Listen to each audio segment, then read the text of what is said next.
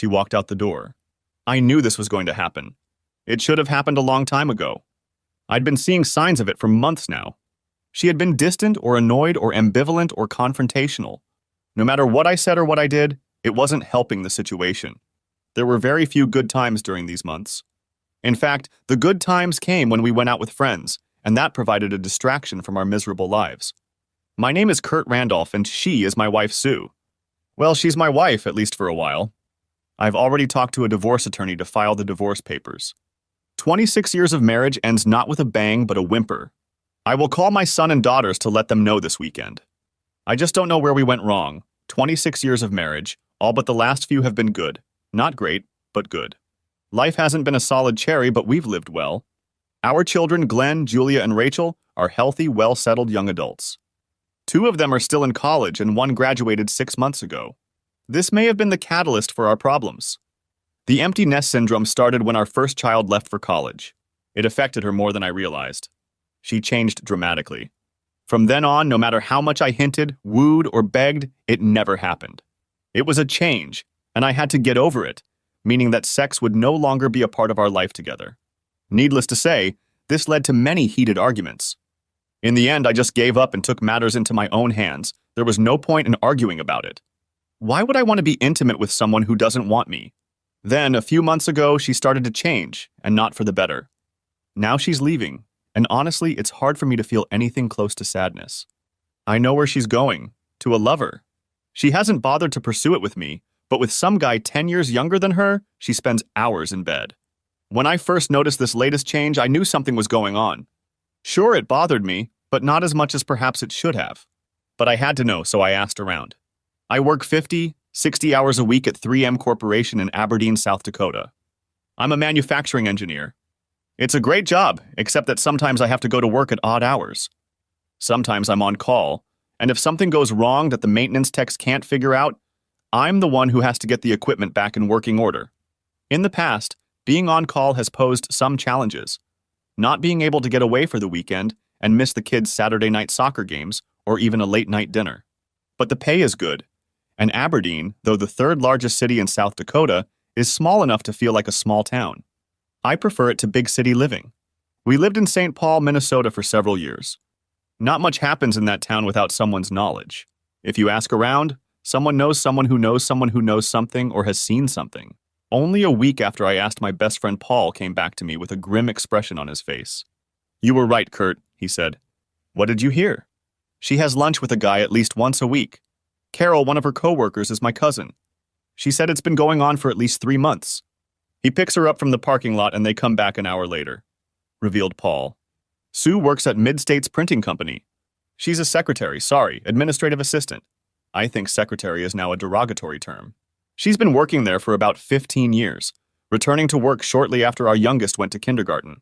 I have to admit that for a 48-year-old woman, she still looks good and doesn't even look 40. I'm sure that's why she was attractive to David Perkins. He's the same scumbag who's been trying to woo my wife.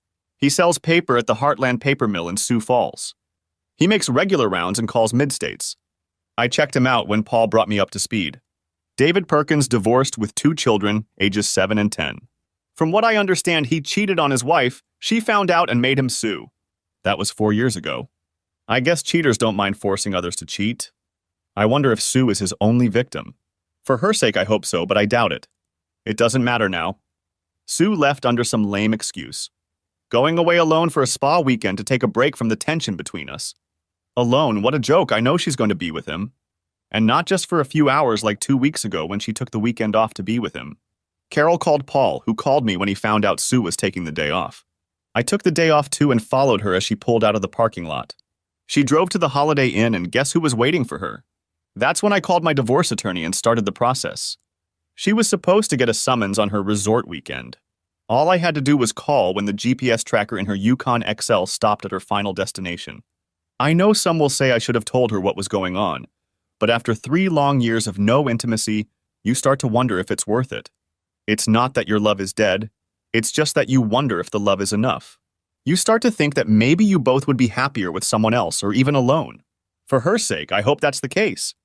I've always been a person who can be happy in almost any situation. Why go through life focusing on the negative because there are so many good things around every day. So I sit here with my phone in my hand and follow her progress as she goes to meet her destiny. Sioux? I am excited and a little anxious about going to Sioux Falls. I spend the next 2 nights with David, my friend and lover. He understands me. He listens without judging or trying to fix me or my problems. He doesn't demand anything from me, and so I take everything I give him as a gift. No pressure, no expectations, no whining or pleading like my husband Kurt would. He just doesn't get it. When a woman begins to go through the changes, she doesn't want or need sex like she did in her 20s. She needs someone who will listen and just love her for who she is. David has been that person for me for the past 3 months. We started going out to lunch together and talking. I could talk to him about anything. He listened and made me feel special, like I was more than just a mom or an administrative assistant. 2 weeks ago, he asked me if I could get away for an afternoon to do something fun. I knew what he was asking about. He'd been hinting at a relationship for the past month. He mentioned in passing how he likes to pamper a woman, to be attentive to her wants and needs. The fact that this guy 10 years younger than me was showing attention and desire made me wonder. I agreed to take Thursday off. I had some free time. He booked a room at the Holiday Inn. I was nervous, of course, but I figured this was a guy who knew me and cared about me. I wanted to show him that I cared about him too, and thank him in a special way. When I arrived at the hotel, David invited me into the room and we sat in chairs and talked for a while. He complimented me on my looks. "Sioux, you always look so good. You dress smart, businesslike. I don't know how your boss manages to get any work done." I blushed and giggled a little. He's so cute, and I'm glad he noticed my attention to his appearance. Then he leaned over to me and kissed me. I thought, when was the last time Kurt kissed me like that? I know it's been years. A few minutes passed and we were already doing it on the bed. I wanted to get home before Kurt did, so I got up, took a quick shower, and got dressed. "Do you think we could go away for the weekend?" David asked me. I can rent a riverside inn near Sioux Falls, and we can enjoy the view, nature, and each other. The fall leaves are just reaching their peak. That sounds like a good idea. But I don't know what to tell my husband. Tell him you're going away for a spa weekend. You need to get away to be yourself. Is he really such a horrible person that he would deny you a little vacation? I don't know if he'd even notice, I said, thinking about how our relationship had deteriorated lately. Okay, I'll schedule it for 2 weeks, starting this Friday. Okay? That sounds great, David. I love spending time with you, said I. And you know I love spending time with you, he said. I left with the thought that he and I would be back together in a couple weeks. I drove straight home, getting home at the usual time, but of course Kurt wasn't there. He always works late. I felt a little guilty when I walked through the door. This was the house we shared with my husband. I walked through the living room toward the kitchen and saw a large picture of the whole family hanging over the fireplace. Then I saw our framed wedding photo standing on the mantel. I stopped and looked at both pictures. What have I done? I thought to myself. I know Kurt and I don't get along, but is that a reason to leave him? I can't do anything that will make him suspicious. I'll just do the usual. I went to the bedroom and changed into jeans and a t-shirt, putting the clothes in the laundry basket. I then went to the kitchen to get started on dinner. I decided I would make one of his favorite dishes, stuffed pork chops and mashed potatoes. Kurt? I remember that day vividly. It was the final nail in the coffin of our marriage. She stayed in the hotel room for over 3 hours. I'm not an idiot, I know what they were doing, but it broke my heart. It's been over 3 years since we had any intimacy. She didn't even want to kiss me anymore because it always leads to you wanting one thing. The most I was getting was a quick kiss, and that's not even counting hugs. I drove around the neighborhood after I saw her leave the hotel. I didn't want to drive home. I didn't know what I could do with her in the emotional state I was in. At 8:30, I pulled into our garage, turned off the car, and sat there for a minute or two. She opened the door from the kitchen to the garage as I was getting out of the car. "What were you doing? Didn't you just pull in here a couple minutes ago?" she asked. Talking on the phone," said I. And the lying began.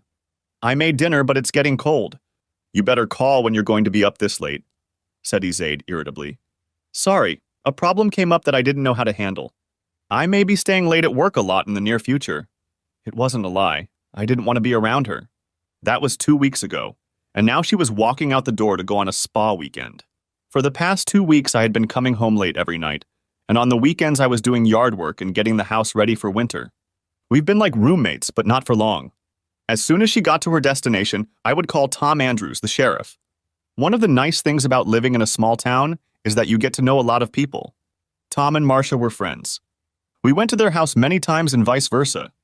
I talked to him a couple days ago and asked if he would serve the divorce papers on my wife. He was shocked until I brought him up to speed. I'm sorry to hear that, Kurt. You and Sue were together for a very long time. Yes, but for the last 3 years we haven't been together physically at all, I said. 3 years? Wow. I think, now that you mention it, the last few times you and I went out, there seemed to be a little tension between you two. Now she's spending time with someone else. Half of me wants to hurt her, and the other half of me just says, there's no point in wasting energy on someone who doesn't love you anymore. I'm sorry, Kurt, so when do you want her serviced? Saturday, I guess. Friday she's leaving for ASPA weekend. I'll know where she's staying by tonight. I'm going to track her Yukon GPS and see where it stops. Sue. It's over a 3-hour drive from Aberdeen to Sioux Falls, where David has a hotel booked, so I grabbed a fast food snack on the way. I arrived a little after 9 o'clock. David must have been waiting for me because he was out of the house as soon as I pulled into the driveway. The realization that he was watching me made me feel good on my soul. I thought you'd never come. I was afraid Kurt would ban you from the spa weekend. He doesn't own me, and there's no way I'd miss this event. I've been looking forward to it since we talked about it 2 weeks ago. They just opened an ice cream parlor in the dining hall. Let's socialize and then we'll pick up your stuff, suggested David. Sounds great. It was another sign that David, unlike Kurt, wanted something more from me. He didn't offer to head to the room right away. After introducing ourselves to the hosts and other guests, we fed each other ice cream with cherries and whipped cream. I could tell David couldn't wait to start over by how much he touched and caressed me during the meeting. The bed and breakfast is lovely, and the host and other guests seemed very friendly. After we ate ice cream, we took my things to my room. Our room was probably the largest room available, and it overlooked the river. I bet tomorrow in the light of day it will be stunning with all the fall colors. Kurt? Sue's GPS stopped working. I checked the address and found that there was a bed and breakfast there. Now I knew where to apply. I called Tom. What's up, Kurt? A little numb right now. I'm sure I won't be able to sleep much tonight, probably even more than she did, I said mournfully. Don't beat yourself up about it, Kurt. You're doing something about it. It's best to just forget about it as much as possible and let the process take its course. 26 years, Tom, 26 years. Yeah, that's a bitch. Are you sure you want me to file them? He asked. Are you sure you can't work it out? Tom, we haven't felt like a couple in years, and this just puts things in perspective. I'm sorry again, Kurt. Thanks. I gave Tom the address of the B&B. He said he'd serve the divorce papers late tomorrow morning after he drove there. When my lawyer drew up the papers, I stipulated that I wanted the divorce to be on the grounds of adultery. He told me that without proof, we would likely have to go to irreconcilable differences. At least in that case, the court papers will state that I tried to file on the grounds of adultery, I said. I would wait until tomorrow to call the kids. I didn't want any of them to call Mom and alert her. Those calls would be the hardest. Kurt? It was a restless night. I only managed to get 2 hours of sleep. I kept thinking about Sue with this man, about what our marriage had gone wrong. When we were younger, we didn't want to go to work to be together. Reality told us that work was necessary, but our thoughts, at least mine, were always about coming home and being there for her. When the kids came along, obviously our priorities changed, but we were still a team, just a bigger one. Now she had found another person to be her teammate. Our life together is over. This morning she will be served with a summons, and we will each have our own team, just on different sides of the courtroom. Me with my lawyer, her with hers, fighting for whatever we can get out of the remnants of our life together. I lay on the bed and stared off into space. I hadn't even bothered to undress last night. I should probably get up, take a shower, and change into something presentable that didn't look like it had been slept in. Sue. I wake up with David. I'm so relaxed. It feels like I've slept for days. I look at the clock. It's 7:45. It's time for us to get up. Breakfast buffet is from 7:30 to 9. David, we need to get up. We need to get cleaned up and go downstairs, I tell him. Let's skip breakfast and continue what we started last night, he says. I need a refresher if we're going to do this all over again, I say. Oh, Kurt, I say to myself, what's happened to us? I haven't felt intimacy with you in years. It used to be us against the world. I sink into reflection, remembering my life and the wonderful events. My wedding, the birth of my 3 children, vacations, graduations, and soon our son's wedding to a girl he's been dating since his junior year of college. The bathroom door opens and I wipe my eyes and fix my makeup while David gets dressed. I can't look at him. I don't want him to see the moisture in my eyes. Are you ready to go eat? He asks. Yes, I say quietly. We walk down to the dining room and greet our hosts and the other couples. At the buffet, we grab some wonderful food. Everything looks so delicious that I find it hard to limit myself, but my figure tells me to watch what I eat. We sit and eat in silence. David tries to make light conversation, but my comments are restrained. I look around the room. There is an older couple celebrating their 50th anniversary. There is also a young couple who seem to be celebrating their first anniversary. The rest of the couples are of various ages. I notice that David and I are the only ones not wearing wedding rings. I took mine off when I drove here last night. I finish my food quickly and turn to David. Why don't we take a walk down to the river? I want to take in the views and enjoy the colors. Sure, and then after lunch, we'll drive through the countryside and have a late lunch somewhere along the way, he says. As we walk along the riverbank, David takes my hand. It's so beautiful here. I say out loud, not necessarily to him, but just to nature. Yes, it is, he says. But not as beautiful as you. I smile. He's been praising me and my look so much, and has been since he became a sales rep for his company in Aberdeen 6 months ago. He has made this 48-year-old woman feel young and attractive again. Let's go back to the room. I want to express my appreciation for this wonderful weekend, I tell him. He looks at me with a huge smile on his face. We get back home and get on with it. At that moment, I hear a knock on the door. I grab my robe and open the door a little to peek out. There stands a man in a uniform, a sheriff's uniform. I open the door a little wider and ask, "Can I help you?" Sue Randolph. The voice sounds familiar. It's Tom Andrews. He and his wife Marcia are good friends. I just rarely see him in uniform and cap. Tom? I say, and a thought flashes through my mind. Why would Tom be here? I think. I'm here on official business, he says. My heart races. I think of all the shows on TV where a police officer informs the next of kin of a death in the family. He's still talking when I whisper. Is Kurt okay? No, Sue. He keeps talking, but all I can think about is that Kurt is dead. Then I hear him say something about, he's broken and he can't talk to you. So he's alive, I say, and my heart skips another beat. Yeah, but he's in really bad shape. I press my hands to my mouth, trying not to choke. The door slowly opens and he looks at David lying on the bed. I blush with embarrassment and horror. Then he holds something out to me and says, "You've been served," and pulls out his phone and takes a picture. I'm confused. What? I say as he turns and walks away. What? I don't understand what's going on. What? I repeat, completely confused. Oh my God, I say, falling to the floor. Look on the bright side, Sue. Now we can go outside and not hide it. Oh my God, I repeat. After a few minutes of lying on the floor, I get up and pick up my phone. I try to call Kurt, but the call goes straight to voicemail. Kurt, I just got a call from Tom. He told me I was right. She was there with a guy, he was lying naked on the bed, and she was in a robe. Thanks, Tom, I appreciate you doing this for me, I numbly said. Are you going to be okay? He asks. I don't know, Tom.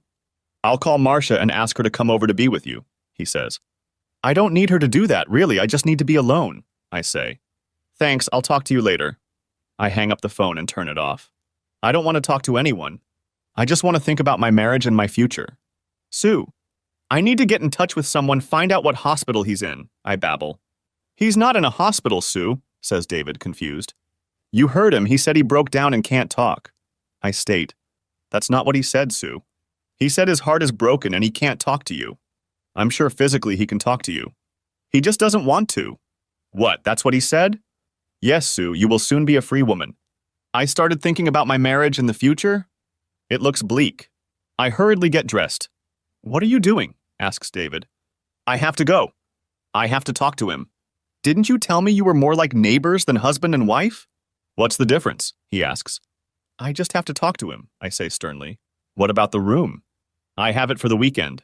He objects. Well, enjoy it, I say, grabbing my bag and heading out the door. Sue, he doesn't want to talk to you, he says. Well, I guess I'll just talk myself then and hopefully he'll listen, I say as I close the door.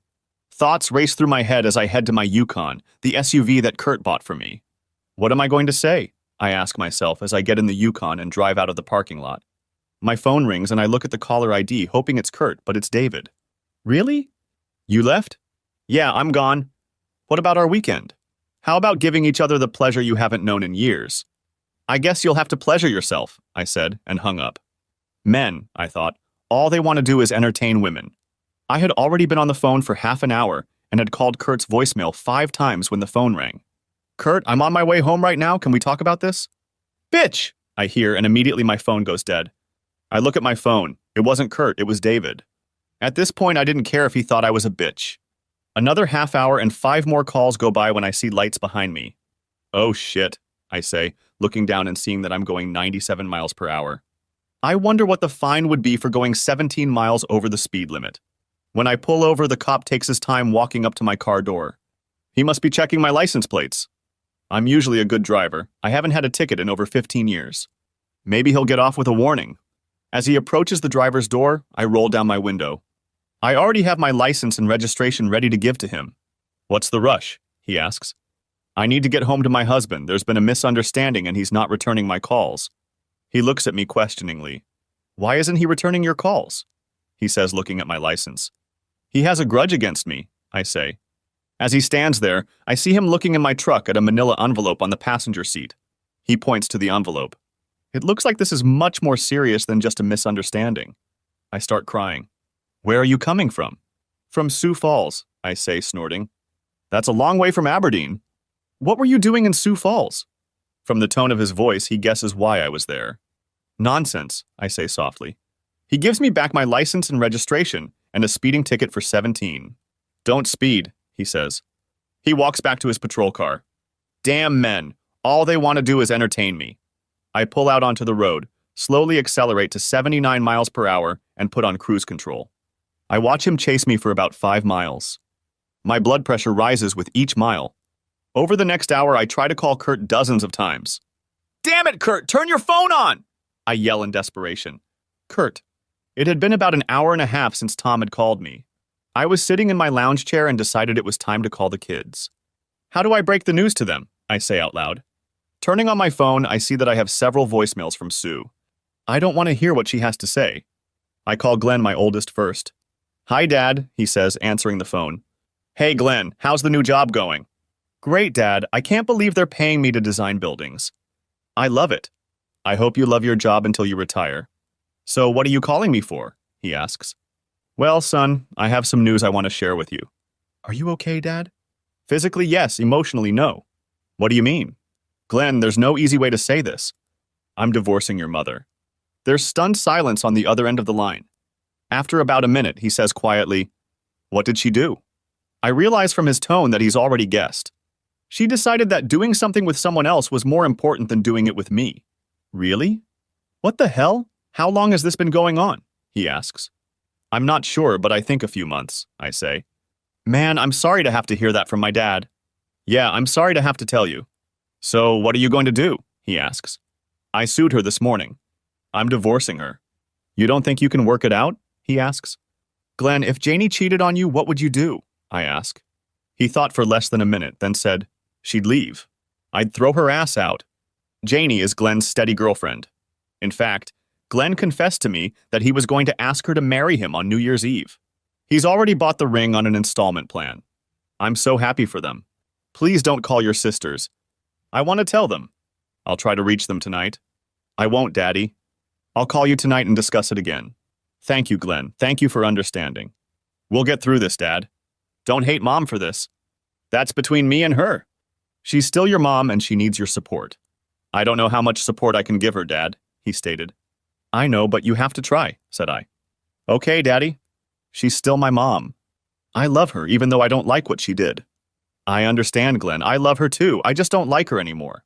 I'm sorry, Dad. You don't deserve that. Take care of yourself, son. You too, Dad. Bye. See you, Dad. I hung up the phone and sat staring into space. I was deep in thought. At that moment, my phone rang, and I answered it without even thinking. Hello? Said I. There was silence on the other end of the line for a few seconds. Then a voice said, Kurt? Oh, Kurt, thanks for answering. We need to talk about this. I ended the conversation. It was Sue, and I didn't want to talk to her. I turned the phone off and sat staring at it. Someday I would need to talk to her, but not now. Sue. I got Kurt on the phone, but he hung up before I could say what I wanted to say. Frankly, I was surprised he answered. I'd gotten voicemails so often that I didn't expect to meet him in person. But now that he answered, I was overcome with anxiety. What am I going to tell him? How do I explain what I did? Sure, I could say I was sorry, but what else? I decided that I needed to think and gather my thoughts about what I would say when we finally talked. I was driving in deep thought when I heard a zing and thought, what was that? I looked around in the Yukon and looked at the dashboard. A low fuel message popped up. I had never heard or even seen that before. Kurt always kept my tank filled. I've never had to fill up on my own. I wasn't sure how far I could drive before I ran out of gas, so I immediately started looking for a gas station. I found a gas station, not the most famous one, but it has gas, and that's the most important thing. I get out of the car, grab my purse, and pull out my debit card. I insert the card, enter the number, and pull out the nozzle. I turn around and look for the gas tank cap. Shit, I say. It's on the other side of the truck. I hang the nozzle in place, sit back down, and turn the truck around. I had to put my debit card back in and pull the nozzle back out. Now I couldn't get the gas tank door open. I pulled on it, but there was no place to put my finger on it to open it. I didn't remember there ever being a button on the dashboard to open it. I looked around, but no one else was getting gas, so I couldn't ask for help. I put the nozzle back in place and went inside. There was a guy behind the counter watching TV. You could hear the loud noise from the audience. Looking closer, I saw it was a rerun of Jerry Springer's program. "Excuse me," I said. "What can I do for you?" he replied, barely taking his eyes off the screen. "I don't know how to get to the gas tank cap." He looked at my car and asked, "How long have you been driving it?" "A couple years, but my husband puts gas in it for me." "Just press the right edge of the door and it will open." Suddenly, the crowd at the TV boomed and buzzed. The guy behind the counter looked at the TV and said softly, "What a bitch." "What?" said I. "Sorry, not you. That's the woman from the show." He pointed at the TV. I looked closer and saw a caption at the bottom of the screen. It read, "I cut off my husband, but not my boyfriend." I stood and watched as the woman said, "He's a great father and provider, but I'm no longer satisfied with him in the bedroom." I just stared at her, and then the clerk said, "I can't believe that bitch. How could she do that to him?" I felt I had to defend her. Maybe she needed to feel like she was still beautiful. If her husband doesn't give her that feeling, then she should just divorce him. I know that if I were him, I would dump her like a bad habit. I'd kick her to the curb.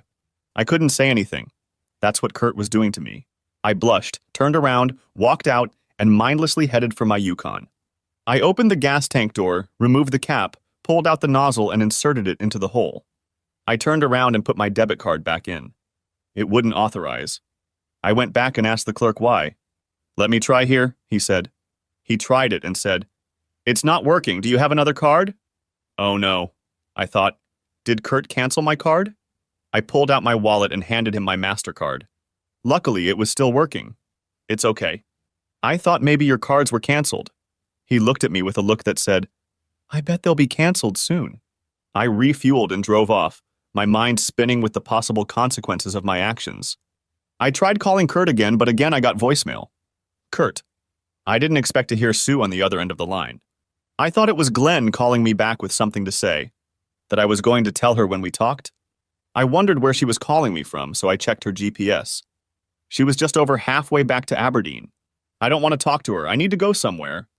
I don't want to be here when she gets back. I go upstairs and pack a couple bags. When I get back to the living room, I see a picture above the fireplace, a picture of us as a family, taken when the kids were young.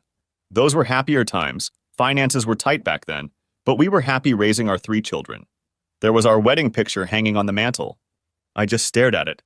She had ruined our family. I walked over to the mantel, picked up the picture, and hit it with my fist. The glass in the frame shattered and some blood appeared on my knuckles. I took off my wedding ring and put it on the mantel and placed the photo face down on it. I looked around and then walked out to my car, leaving the door unlocked. I drove off, intending to spend the night in a hotel. Checking into my room, I called Julia, my second child. "Hi, Jules," my nickname for her. "Hi, Daddy, how are you doing?" "Do you have time to talk?" I asked. "Sure, Daddy, that sounds serious." "It is, honey." "Talk, I'm listening." "Jules, your mom and I have a problem." "Dad, you and Mom had a problem before I left for college 2 years ago." "What's the problem now?" "Well, you know we both love you, all of you guys. It's just that there have been some recent events that have taken things to the extreme. It's not going to be easy to say. We're getting a divorce."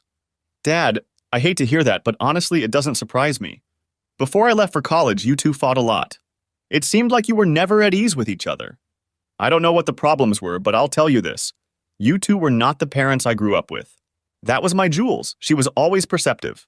She knew almost immediately that Glenn or Rachel was worried or upset about something, even before Sue and I noticed anything. Well, kids, it had nothing to do with you. It was something between me and your mom. Have you tried seeing a counselor? That might help? I guess it's not that important now, honey, I said. I'd like you to try with your dad. I'd hate to see you alone. I'll think about it, said I not very convincingly. Really, Dad, think about it. Talk to someone before you decide to drop everything.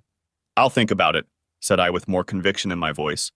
I've already talked to Glenn and told him, and I'll call Rachel a little later. Don't worry, Jules, I'll keep you posted on the progress. Thanks, Dad, she said with a hitch in her voice. I could tell she was about to cry. I'll let you go. I love you, remember that. We both love you. Now I was the only one who was going to cry. I love you too, Daddy.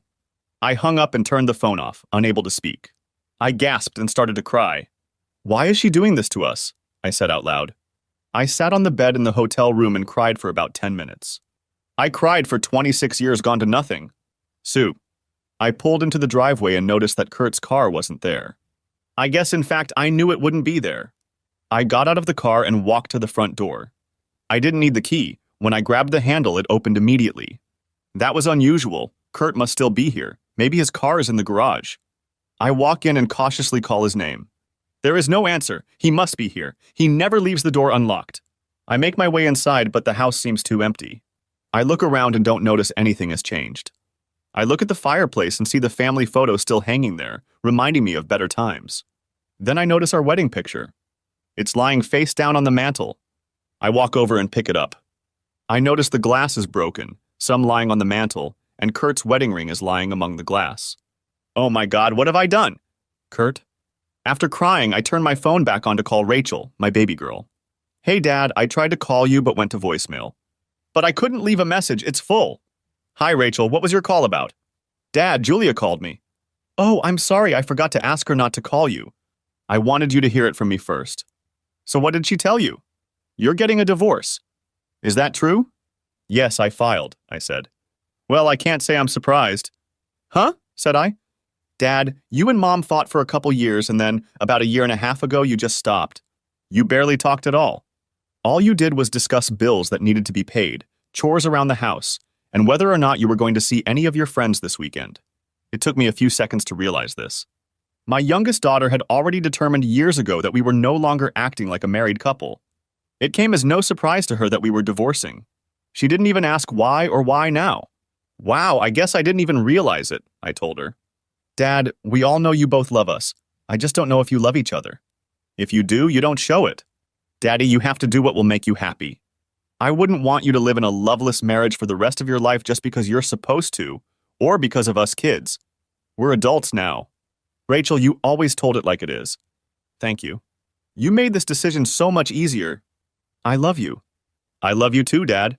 I'll support you no matter what happens. I'll always be there for you. You're my daddy, I gasped. I have to go, I said. I'll call you tomorrow. I hung up and turned the phone off. Now I really didn't feel like talking to anyone. Sue. My phone rang and I looked at it and saw that it was Julia calling me. How am I going to talk to her? What am I going to say?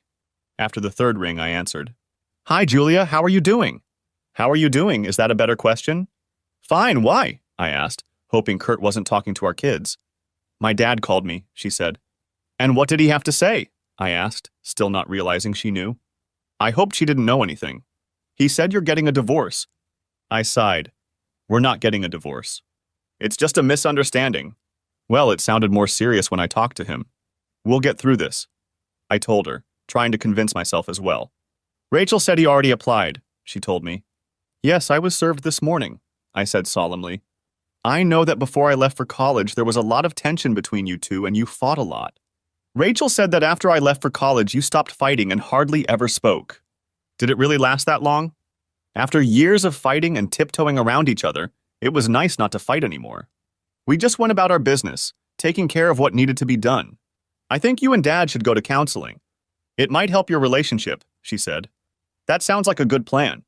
I'll discuss it with him if I ever get a chance to talk to him, I said. What do you mean? I keep trying to call him and he doesn't answer. I'm home now and he's not here. Do you know where he went? Did he say when you talked to him? No, Mom, I thought he was home with you. No, he's gone. And if I know your father, he's gone somewhere I can't find him. I thought where he might be, a hotel or a friend's house. I should check to see if he took a change of clothes. I walked over to our room. There were doors and drawers open. Julia, I need to try and find your father. I'll call you if I find him. If you hear from him, please tell him to call me. Sure, Mom. I'll call you tomorrow if I don't hear from him sooner. Thank you, Julia. I love you. I know, Mom. I love you too. Kurt? I wasn't really hungry, but I hadn't eaten all day, so I ordered pizza delivery. I thought about what Rachel had said. We hadn't been much like each other for the last 3 years. Menopause be damned. Why couldn't she have gotten hormone replacement therapy? It would have alleviated a lot of these problems. That's when it all started. Her doctor told her it would help her through menopause, but she didn't want to take any medication. Even after Rachel was born, I had to wear rubber bands because she didn't want to get pregnant and also didn't want to take birth control. While we were trying to have kids, I enjoyed the feeling of not having rubbers, so I decided to have a vasectomy instead of wearing rubbers. When the pizza arrived, I sat on the bed, watched TV, and ate pizza. I can tell you that there is not much worth watching on a Saturday night. My brain wasn't engrossed in it. It was just background noise. Sue. I turned on the TV but found nothing to distract me from my worries.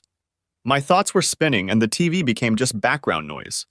As I saw the empty closet and drawers, I felt everything start to fall into place. Strange, you'd think serving divorce papers would do that. Having an actual physical sign that my husband had left me meant that I wouldn't be able to just talk myself out of it. My marriage may indeed have come to an end. Tonight I won't be dealing with empty drawers in a closet, but sleeping in one of the kids' rooms. Oh God, I should call Glenn and Rachel, try to get them on my side. Maybe if they all talk to Kurt, they can at least get him to talk to me. Maybe even consider marital counseling. I picked up the phone and called Glenn. It rang 4 times, then someone answered. I heard, Glenn, it's your mom. You need to talk to her. It was Janie, Glenn's steady girlfriend who would soon be his wife. He confided in Kurt and me that he was going to propose to her on New Year's Eve. I don't want to talk to her, I heard in the background. Glenn, get that phone, you need to talk to her, she said. Then to me, he'll be right there, Mom. I guess that answers one of my questions. Kurt must have told him why he was divorcing me. Mom, he said unemotionally. Oh, Glenn, you have to help me get your father to talk to me. I don't even want to talk to you. Why would Dad want to do that? He said. Oh my God, this could ruin my relationship with my son and also with my husband, thought I to myself. Glenn, I don't know what your father told you, but I know we can work things out if he would just talk to me. I don't think so, Mom. Anyway, I don't know where he is, and if you can't reach him, I'm sure his phone is off. Well, if you hear from him, please ask him to call me. Okay, Mom, but I'm not going to ask him. Thanks, Glenn, I love you. He hung up without even saying goodbye. Next, I called Rachel. Hi, honey, how are you doing? I said when she answered, trying to keep the conversation light. I'm doing fine, Mom. How are you? She was trying to keep the conversation light, too. I wondered why. Have you heard anything about your dad? I asked. Yes, he called me today. To be honest, Mom, I expected him to call me a year ago, shortly after I left for college. What makes you think that? Mom, you and Dad hardly communicated at all during my last year there. I never once saw you two touch each other, let alone kiss. I think you both need to find someone you'll be happy with. Rachel, my youngest, has always been a pragmatist. I even feel bad for the guy she'll end up with. She'll definitely tell it like it is, and if he doesn't like it, she won't care. However, maybe she'll find someone to put her in her place. If you could ask him to talk to me, I'd really appreciate it. I think he'd listen to you. She's his girl, of course he'll listen to her. Okay, Mom, I hope he calls you. Me too, Rachel, me too, I said as we finished talking. My son was pissed at me, and my youngest daughter didn't seem to care if we divorced or not. Wow, I really screwed up. I stayed up until almost midnight, but neither my kids nor my husband called. I decided to go to bed alone. I stayed in Julia's room, which made me feel a little better since she at least wanted us to go to counseling. Kurt. I was beaten up. Truth be told, I hadn't gotten much sleep in the last 2 weeks and I was pretty depressed. The adrenaline from the day was gone. I went to bed and slept the sleep of the dead until 11 o'clock Sunday morning. I showered and didn't shave. When I sat down to eat my warmed-up pizza, I decided to call my kids and let them know I was still alive. They were all happy to hear from me and also told me that Sue had called and asked me to call her. I decided that today was the day. We'll talk, and unless hell freezes over, I'll proceed with the divorce. I dialed a number I knew well, and she picked up on the first ring. Oh, Kurt, thanks for calling. I want to apologize first. The kids asked me to call you. What do you need? I said unemotionally. I want to talk. Can we do that? We're talking right now, so talk. No, I mean face to face. Why don't you come home and we can sit down and talk about it together? I thought for a second, then said, Sure, I need to pick up a few things I left behind. That should have let her know how I felt about it. Can you come over at 2 o'clock? She said, ignoring my last comment. Sure, and your lover will be gone by then? That should have pushed the knife up a little more. Oh, Kurt, I'm sorry, but there's no one else. I'll see you at 2 o'clock. Then I hung up the phone. I wondered if anyone was there now or had been before. Maybe I would do a little recon and see for myself. I got in my car and drove past the house. There were no cars in the driveway, but maybe he parked in the garage.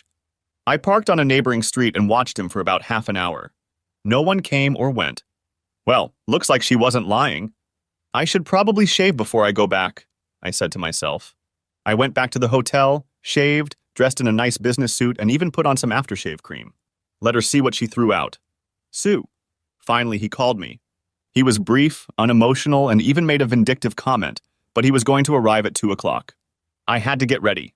First, I would make a nice dinner so we could talk over a meal, and then I would go dress nicely so he could see what he was throwing away. Confrontation. I park on the street, I set the tone from the start. I don't even want to park in my own driveway. That's what it says. Why is he parking on the street? The driveway is clear. He could even park in the garage, I thought to myself. As he walked down the driveway, I noticed he was dressed pretty well for an off day. Usually on the weekends, he goes around in a t-shirt and jeans. I have to greet him at the door and thank him for coming.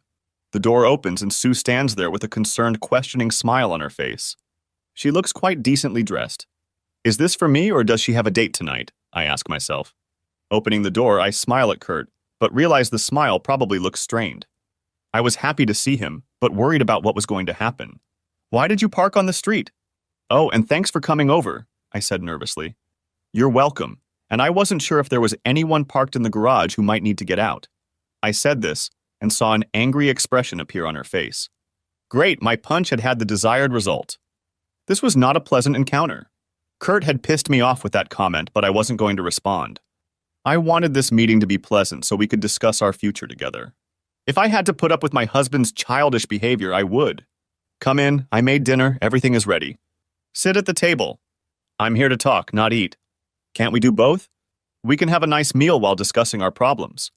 No, I'm not hungry. I have somewhere to go as soon as we're done, said I. Okay, so I lied. I didn't have anywhere to go, but she didn't need to know that. So that's why he's dressed up like that? I thought to myself. One day and he's already dating some whore after he leaves here. Oh, I said, and you can't call and cancel a date. Who is this guy anyway? I regretted saying it right after I uttered it. I don't have a date. I don't go on dates when I'm married, unlike someone I know, I told her. That pissed me off. Oh shit, I thought to myself. I just blew this meeting. How could I say that to him? I'm sorry, Kurt, my emotions took over. Did they take over you Friday night and Saturday too? I asked her. Oh my God, I'm so sorry, Kurt, please forgive me. I don't think that will ever happen, Sue. When I said that, I saw her shoulders slump. She probably thinks she's defeated now, but I'm just getting started. Well, you asked me to come here to talk. Let's talk. I made my way into the living room and sat down in a chair, and she sat across from me on the couch. Okay, Kurt, I'm really sorry, she said. Are you sorry for what you did or for getting caught? I sat there for a minute, pondering, which is it? If I was being truthful, then I was sorry I got caught. If I hadn't been caught, I would have sat there until tonight. But I was sorry I hurt him, now that he knew. I'm sorry I hurt you, I decided to say. That doesn't answer my question, Sue. I could see her struggling in her head with the real question. Kurt, I don't know, I said quietly. Sue, you have to answer all my questions truthfully. If you lie to me, we will never have a relationship again. I will, Kurt, ask me anything. Did you feel any guilt Friday night driving to Sioux Falls? Yes, I answered honestly. Where did you meet him? How did it come to this? He's a salesman who comes into our company once a week. He's always been really nice to me. So how did you go from meeting him for a couple minutes once a week to having fun with him for the weekend? I shuddered. That's all it was, entertainment. I like David, but in the long run it wouldn't lead to anything. After all, I'm married, at least for now, I thought. He asked me to lunch, and I said yes. What's wrong with that? Tell me, what's wrong with that? Nothing if it was just one lunch, but we started going to lunch every week when he made sales calls. And how long did that last? It went on for several months. You didn't think there was any problem with that? He was so nice and really complimented me and my looks. He made me feel young again. So that's all it takes to get in your pants? Just compliments and niceness? I had to put that remark in, since I hadn't gotten in her pants in over 3 years. No, Kurt, we were just comfortable with each other, and then he asked me to go with him to a bed and breakfast for the weekend. So he was the first? He must not have been the first because I'm sure the other guys were nice and complimented you. When was the first time? I've never done it before him, Kurt. You have to believe me. No. I don't have to believe you, I said loudly. When was the first time and with whom? Friday night with David. She did it, she lied. You don't spend hours in a hotel room just talking. I stood up without saying a word and walked to the front door. Where did he go? I thought as he got up and started to leave. He headed for the door. Kurt, don't leave. We're not done talking yet. I got up and followed him. He turned around and looked at me with a mixed expression of sadness and hatred on his face. Sue, you lied to me. I told you that if we were going to have any kind of relationship, you had to answer my questions truthfully. You lied, Sue. You lied. Oh my God, I did lie. I thought, how did he know about the time we spent together a couple weeks ago? God, I'm stupid. Of course he knew. How else could he get me to serve if he didn't know? I collapsed back onto the couch, resting my head on my hands and cried. I'm sorry, Kurt, I lied. We were already together about 2 weeks ago. I took the day off and we went to a hotel. How had he found out about that incident? He was working late that night. I even cooked his favorite meal that had gone cold waiting for him to come home. Oh God, he knew he came home late on purpose and I yelled at him for not calling me, thought I. So what are we going to do next, Kurt? I asked. You're going to get yourself a lawyer and we're going to get a divorce. So you're going to ruin a good marriage over this? Yes, 23 years of a good marriage gone down the drain. Kurt, it's been 26 years. He couldn't even remember how many years we'd been married. Yes, but only 23 years of a good marriage. The last 3 have been a waste of my time. Now I was out of my mind. He thought the last 3 years had been a waste of time. How could he think that? I jumped on him. Screw you, Kurt! Not the last 3 years. What did he say? Thought I. Then I said, oh, not the last 3 years? What do you mean? I mean, we haven't had fun in over 3 years. Is that what this is about, sex? Yes, sex. You can give it to someone else but your husband who you've cut off from you for over 3 years. How many conversations, discussions, and arguments have we had because of that? I reflected. We had had nothing, no real intimacy for over 3 years. I didn't want or need him when menopause hit. I begged, tried to turn you on, and even pleaded with you, but you told me to get over it. Well, I guess that's what I'll do with it. I'm just sorry I procrastinated for so long. So you're giving up on our marriage? Rachel noticed it long before I did. She just told me yesterday that I have to do what makes me happy and that I can't live in a loveless marriage just because that's what I'm supposed to do. I told her. So you're throwing away our marriage. What do you think we should do, Sue? Julia thinks we should go to counseling. I think that's a great idea. For what purpose, Sue? So that we can live happily ever after until death do us part. Nice, I remember those vows. I also remember forsake all others. Did you forget that or does it not matter? As far as I'm concerned, once you've broken your vows, all the others don't mean a damn thing. But I still love you, Kurt. You have a strange way of showing it. I told her, goodbye, Sue. Get a lawyer. With those words, I walked out the door. Sue. He walked out the door. All my plans for a nice dinner and conversation went to waste. I had hoped that I could explain myself, that he would understand my side, that I needed to feel attractive and desirable to someone 10 years younger than me. Now I am an old woman, unable to have children, slowly trudging to the end of the road. I sat there crying for I don't know how long, probably at least an hour. When the phone rang, it brought me out of my daze. I looked at the phone. It was Julia. Mom, are you okay? Did you get through to Dad? I asked him to call you. Did he call? Yes, Julia, he called. I asked him to come over. He came over. We had a fight. Then he left. Oh, Mom, I'm so sorry. Did he even tell you why he was filing for divorce? I already knew why, Julia. He just said it straight out. So why? I had to face facts. Sooner or later, everyone would find out, and there was no reason to try to hide it. I cheated on him, I said in a quiet voice. What? I was stupid, and he found out. He even made me serve when I was with a guy. I'm so ashamed. I never wanted that to happen. Why was I an idiot? Soon I'll be an almost 50-year-old divorced idiot. I started crying again. I couldn't believe I had any tears left. Oh, Mom, how could you? I knew you and Daddy didn't get along, but how could you? I'm sorry, Julia. I know we fought a lot, but I still love him. And now he's gone. Maybe he just needs time. Maybe you can work it out with the help of a counselor. I'd like to think so, but I don't hold out much hope. Your dad is a proud, stubborn man. He'll never forgive me. So because of his male ego and pride, he's willing to throw away your marriage. I've asked him that too, but honestly, it hasn't been that kind of marriage for the past few years, and it's all my fault. I started crying harder and dropped the phone. Mom! Mom! Mommy! Screamed Julia. I picked up the phone. I'm sorry, honey, I dropped the phone. Mom, I'm going home. Maybe I can get Daddy and we can talk things over. Honey, I think this is a waste of time. I don't care, I'm going home. I'll see you in a few hours. My daughter was about to come home from college to try to talk her father into getting his cheating wife back. What had I done? My selfish need to be wanted by some other guy caused my life to fall apart, and my family is paying the price. Kurt. I just talked to Julia. She's coming home from college to try to save this marriage. It can't be saved anymore. 3 years of putting up with Sue's crap is what turned me away from our marriage. And the fact that she gave the other guy what she denied me all this time was definitely the match that lit the fuse to the destruction of this marriage. I don't usually drink, but here I felt like hitting the nearest bar. I turned off my phone and walked out the door of my hotel room. Let them try to find me. Sue. Julia arrived and tried to call Kurt, but the call went straight to voicemail. His cell phone was off. It was getting late and I decided I just wanted to go to bed. Tomorrow I'm going to go to work sick. Then I'll try to meet up with Kurt. Kurt. I spent a couple hours sipping beer. I wasn't drunk, but I wasn't in pain either. I set the alarm on my phone for 6 o'clock and then listened to my messages. There were a couple from my wife, the usual apology nonsense. Then there were 2 from Julia asking if we could meet tomorrow after I got home from work. I wasn't going to work, I had things to do.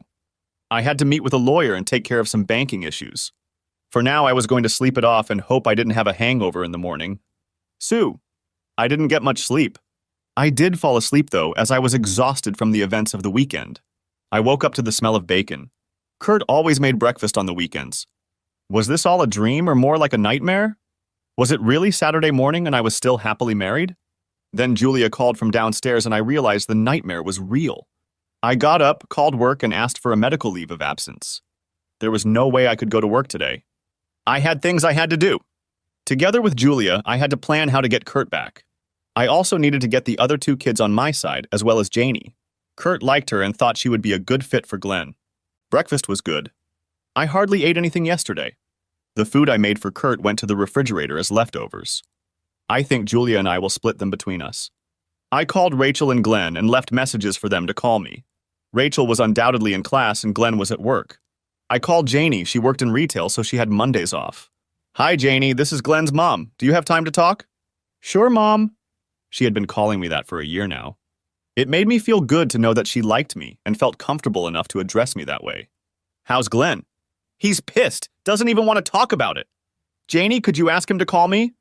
I need to talk to him about his father. What's going on, Mom? I did something that upset his father, and now he wants to ruin our marriage. Oh no. I can't believe it. You've been married for over 25 years. I can't believe you can't work it out no matter what. Love conquers all. I think we can if Kurt gives us a chance. That's why I'm calling. Could you call Kurt and just talk to him? Tell him how much you'd hate it if we got divorced? Sure, Mom, anything for you. I want to give you grandchildren someday, and I'd like you to still be together. Thanks, Janie, I'd like that too. Kurt. I woke up and called into work, then took a shower and got dressed. I felt pretty good. I had a slight headache, but I could deal with that. The first thing I decided to do was eat breakfast and then call my lawyer to make an appointment. When I got through to him, he said he had time later in the morning. Before that, I could go to the bank. After that, I would need to look for an apartment. I went to the bank, opened a separate account, paid off my credit card, and split our funds, putting half into my account. After leaving the bank, I turned on my phone to get a list of apartment complexes. As soon as I turned it on, voicemails and messages popped up on the screen. Julia was calling and texting me. She wanted us to meet. It made me a little angry that Sue had made her drop out of college and come home to help her cope. I called her. Hey, Jules, you shouldn't have slacked off on your studies. I came home to see if I could save your marriage. This is my mom and I's business. You don't need to get involved. Dad, this is our family and I'm trying to save it. I considered her words and replied, we'll still be a family even when your mom and I aren't together anymore. That won't change. Daddy, can we sit down and talk? I'd like to hear your point of view. I've already heard Mom's. Okay, let's have lunch. How about Applebee's at 12:30 p.m.? I should be done meeting with the lawyer by then, I thought. Sure, Dad, I'll see you there. Just you, Jules, not your mother. I figured Sue would come too if I didn't forbid it. Okay, Dad, she said somewhat disappointed. After meeting with the lawyer, I perked up.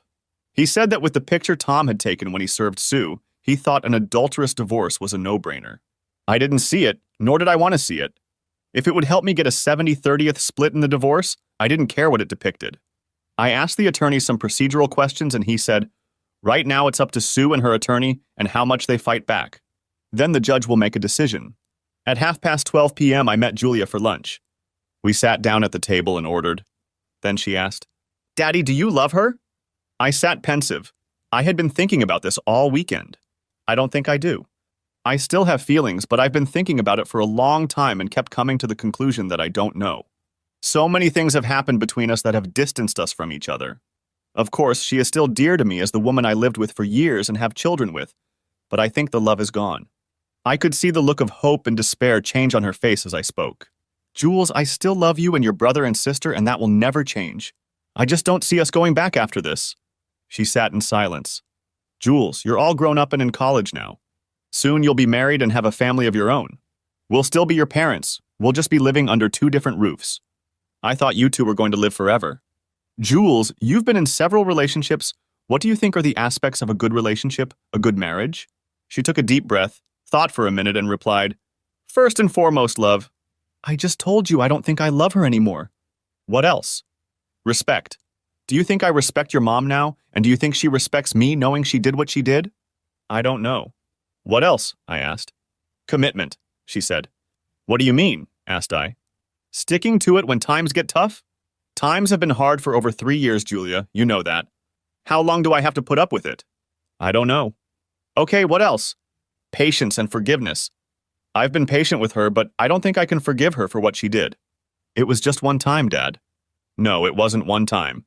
It may have only been one guy, I don't know that for sure, but it was at least one time plus weekends together. She said it was one time. You need to talk to your mom about this. What I say won't change your mind. What else do you think makes a marriage good? Honesty. Do you think your mom has been honest with me? No, so I guess another aspect is trust. I'm sure you won't trust her anymore. No, I don't think I can. What else? I asked. Good communication. Jules, before you left for college, what do you remember about our communication? You were either fighting or barely talking at all. Is there anything else that makes up a good marriage? Selflessness, a willingness to do anything for your partner, even if it's not what you want to do. That's good. You left out one aspect. What do you think it is? Well, physical intimacy, of course. That goes without saying. I'd like you to ask your mom about it, see what she says. Julia looked at me with a puzzled expression on her face. At that moment, the waitress came in with the food. Jules, let's enjoy our food and change the subject. Let's have a great father-daughter dinner. Okay, she said. I could see she was trying to make sense of everything we had just talked about.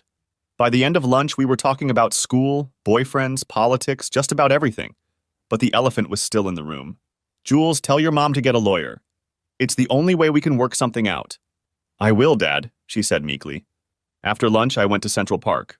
I sat on a bench just watching people and enjoying the fall day. As I sat there, I thought about my conversation with Julia. She had accurately summarized many of the reasons I was divorcing Sue. I hoped it would be over quickly, but I had my doubts about that.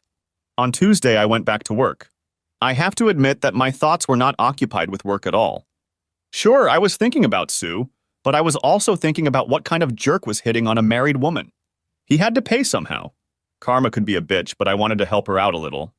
I needed to find out more about this David Perkins guy. All I knew was that he was a divorced 38-year-old man with 2 kids who worked at Heartland Paper. So I called in a private investigator. I gave him all the information I had on him, paid his debit card bail, and told him to contact me when he had dirt on him. I know it's stupid to throw good money away on bad garbage, but I needed the information, and if Sue kept seeing him, it would add fuel to the funeral pyre of my marriage. Around 3 in the afternoon, my friend and coworker Eric Van Dorn peeked into my office and said, "Are you free for lunch tomorrow?" "If you're buying, I'm free all week," I said. "No, I'm not buying. We're going to Holland because you know what they say." Yeah, if you're not Dutch, you're not much."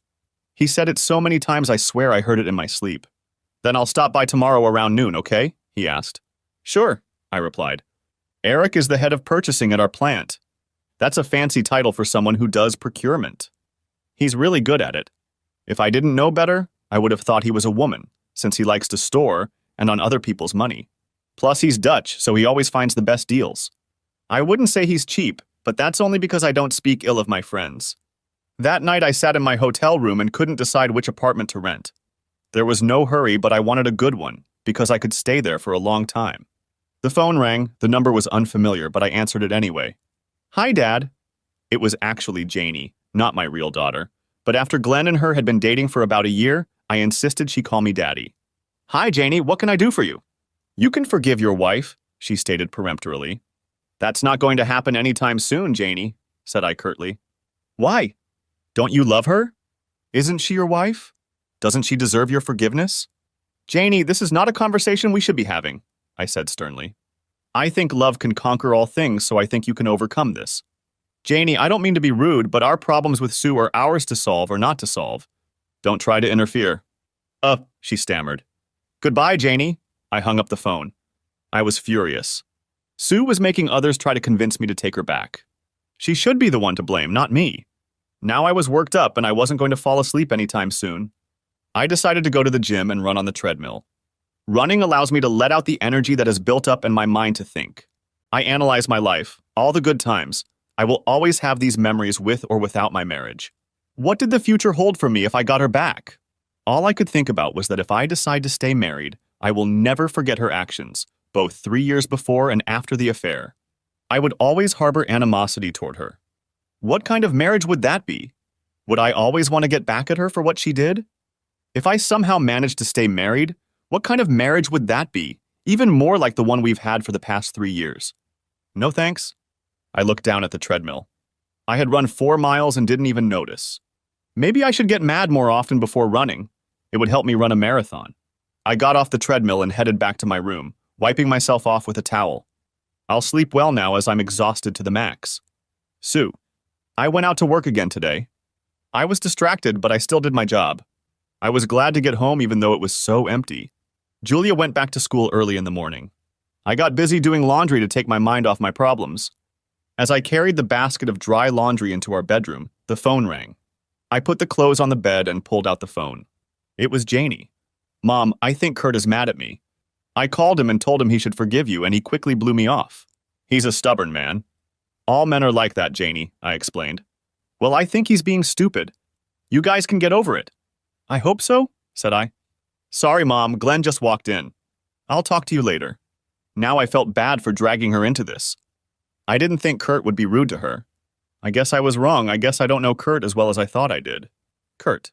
Wednesday at lunch with Eric, as soon as we sat down at the table, he said, "What's going on with you, Kurt?" "What do you mean?" I asked. "You haven't been yourself for at least the last 2 weeks, and then you called on Monday. That's not you. You never miss work except when you go on vacation." "I didn't realize it was so obvious," I said. "To most people it isn't, but to me it is." I was quiet for a minute, then said, "I'm getting a divorce." "What, really? You've been married forever." "No, only 26 years, and we won't make it to 27. "What happened?" "It started a long time ago, but the interesting thing is that she's having an affair." The restaurant seemed to go silent when I said that. Then Eric said, "Damn, I feel sorry for Kurt." "Yeah, me too." "Do you think it'll work out?" "No way, I'm pissed at her for what she's done to me over the last 3 years. I'll never get over it." 3 years? She had an affair for 3 years? No, but 3 years ago she cut me off from herself. No romance, no teasing, not even pleading made a difference. She told me to get over it. Well, now I'm dealing with it. Wow, what a bitch. Yeah, life is a bitch, but I intend to change that, pronounced I. So who is this guy? His name is David Perkins. He's a salesman for Heartland Paper out of Sioux Falls. He supplies mid-states with paper, so he makes the rounds every week. She's been having lunch with him for at least 3 months now. What an ass, I'm sure he knew she was married, he said. Yeah, why don't we change the subject? I want to have a nice lunch, and this is upsetting my stomach. Sure. The rest of lunch went fine, and we didn't talk about my problems at all. Sue. Another day at work, business as usual. My boss pulled me into his office. Sue, what's going on? You don't seem like yourself. Problems at home, I'd rather not get into them, said I. Well, don't let it affect your work. If you need to take time off to sort things out, let me know. No, I'll be fine. I'm sorry, I'll focus on my work, said I. Okay, thanks. I need Sue, who I'm used to relying on. You have her, said I. The rest of the day I focused on work.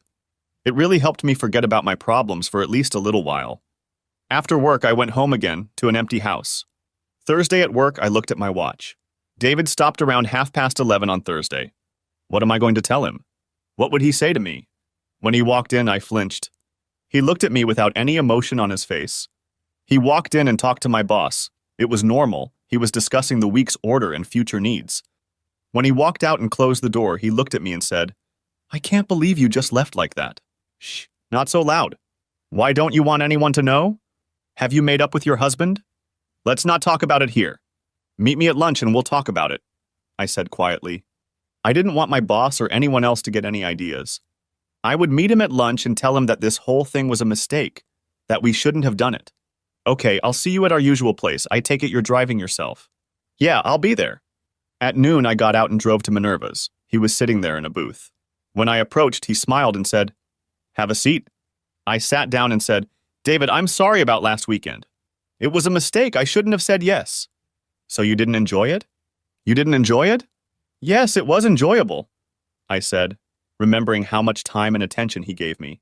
"So what are your regrets?" "It was a mistake. I'm a married woman and it could cost me my marriage." "You said yourself you were more like roommates. It doesn't sound like it cost you much." "Well, I have to try to make up for that. So I got dumped halfway through a weekend I paid over $400 for, and you're apologizing." I looked at him. I hadn't seen that side of him yet. What did he want me to pay him back for the room? "Don't look at me like that," he said.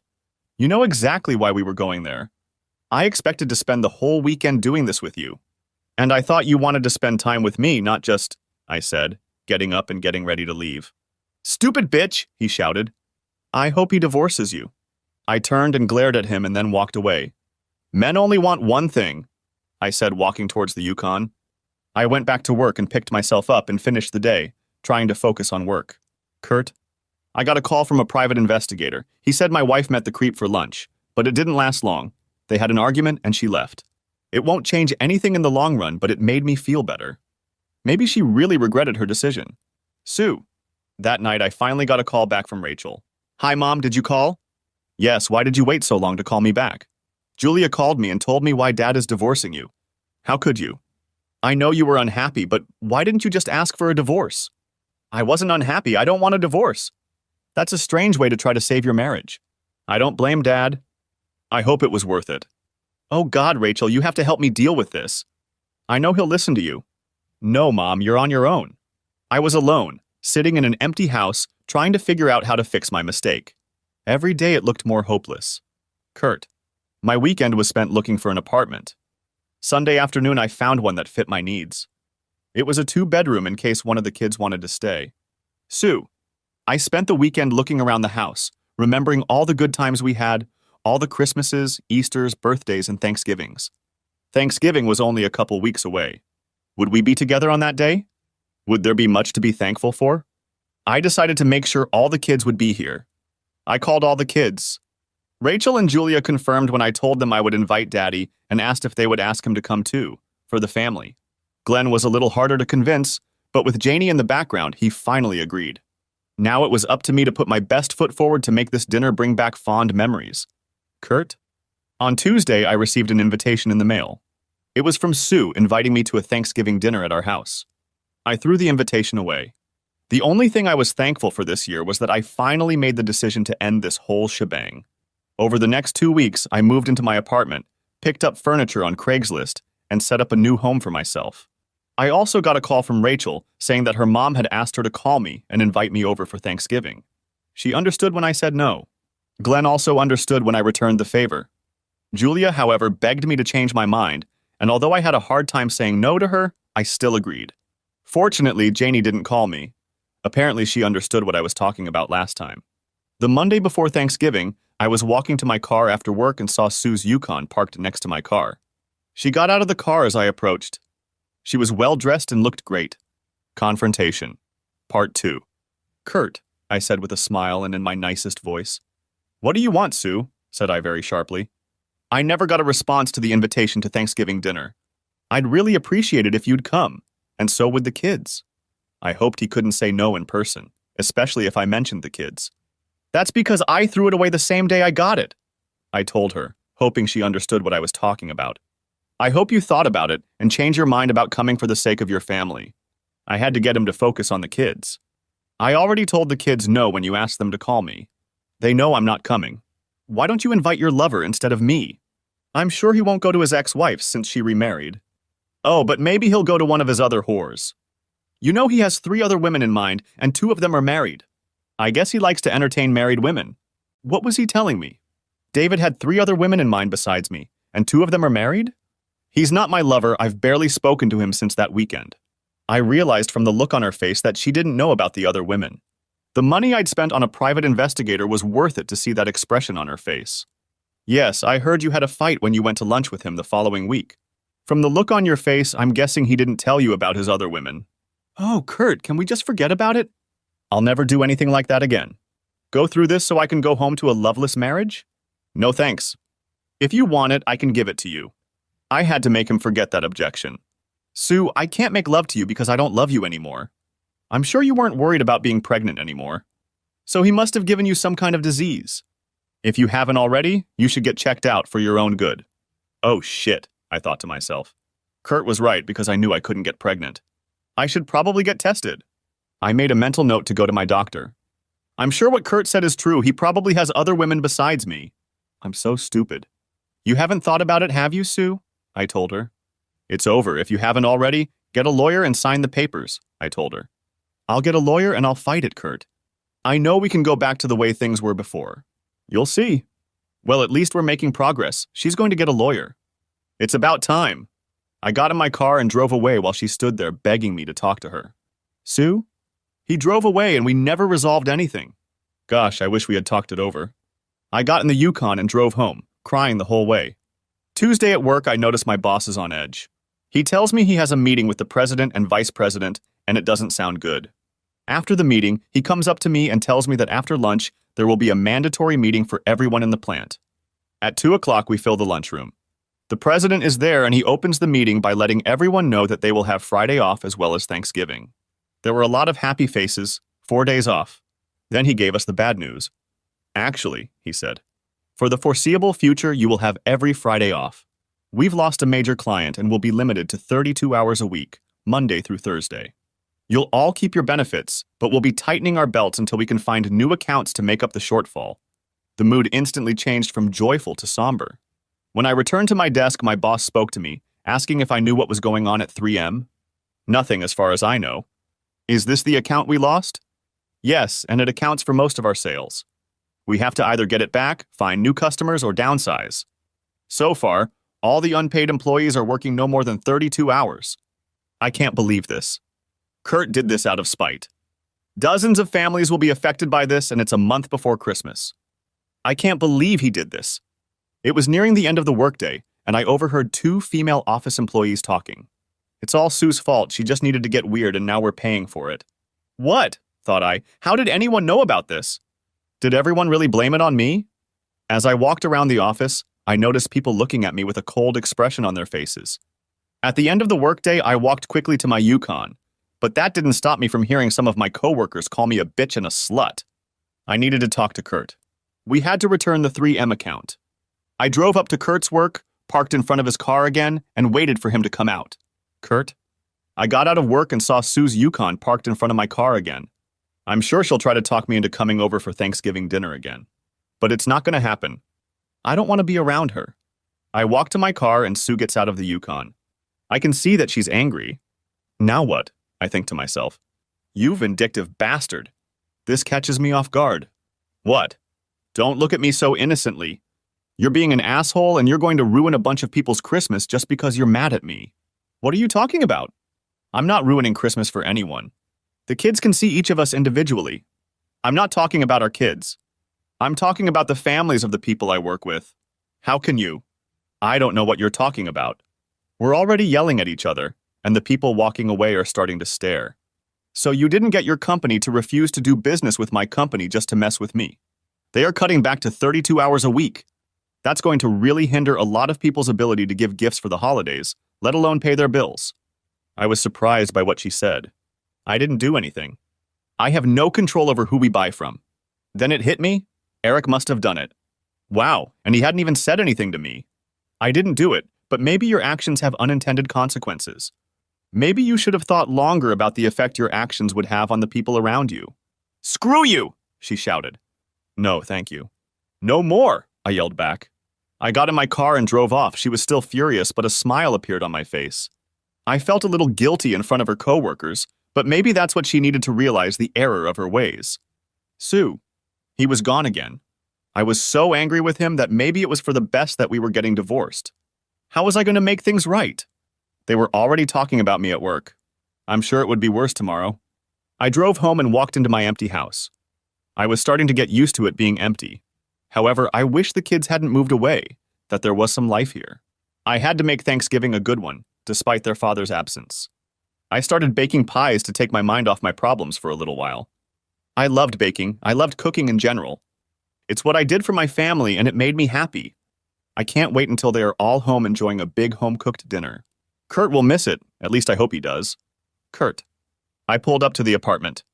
It seemed empty. The furnishings were still very sparse. I kept thinking about what Sue had said. I knew Eric had done it. I would ask him about it tomorrow, but I had no doubts. As I sat and ate my dinner in the microwave, I thought about what I was going to do for Thanksgiving. I guess I could join the other single people at Pizza Ranch. It wouldn't be a home-cooked meal, but it would still be delicious. On Wednesday at work, the first thing I did was track down Eric. Hey Eric, my wife stopped by yesterday as I was getting off work. Yeah, I heard you had an explosion in the parking lot. What was it? I think you might know. Did you move our business from Mid-States Printing? Yes, I got an offer from Quality Quick Print, and they're going to save about 2% of our printing costs. I also changed the paper and board company to Kohl's Paper out of Fargo. This is going to save us 3%. I'm sure David Perkins will feel the heat when we stop using Heartland's services. Wow, I didn't realize you were such a jerk. Remind me to stay out of your way. When someone hurts my friend, I do my best to hurt them back. What about all the people at Mid-States? My wife said they're cutting back on their hours of work. Well, surely Quality is looking for experienced people. So what else have you been doing? I asked. That's it. I think that's enough.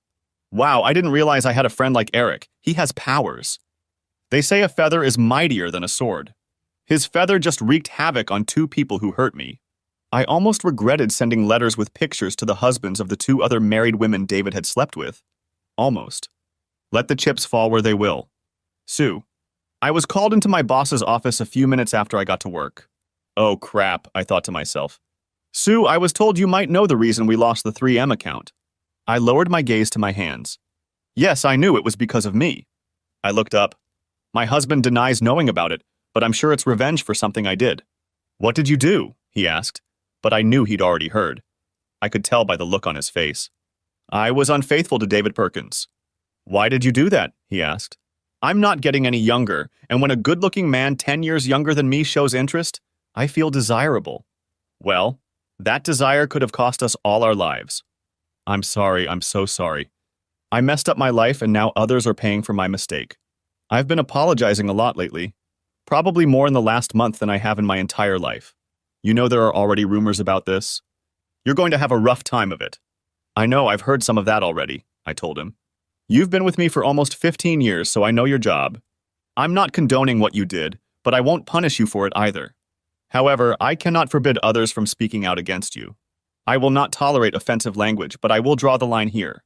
Thank you, I will do everything in my power to try and fix it. I promised him. That would go a long way toward earning your forgiveness, he said. Thank you. Well, at least I kept my job for now. As I approached my desk, I felt contemptuous eyes on me. I had done my job better than I had in years. I had to prove to my boss that I wasn't staying here for nothing. Around 11 o'clock, I got a call. It was David. I can't believe you did it. That's what I heard when I picked up the phone. Did what? I asked. You made your husband get back at me. What are you talking about? He works for 3M, right? Yes, but what does that have to do with anything? His company just dropped us as a supplier. That's going to hit my sales and commissions hard. They also dropped us as a printer, so it's not just you that's affected. They cut all our work hours down to 32 a week. I hear you guys are probably going to drop us too.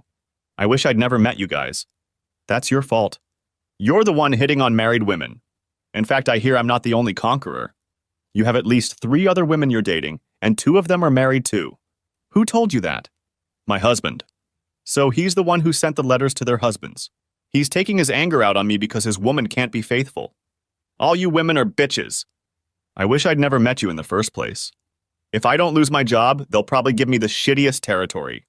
Kurt, tomorrow is Thanksgiving. There's nothing to be thankful for. 26 years of marriage has faded into oblivion. I called all the kids and invited them to come over, making them promise not to give my mom my new address. We'll see if they come. Sue?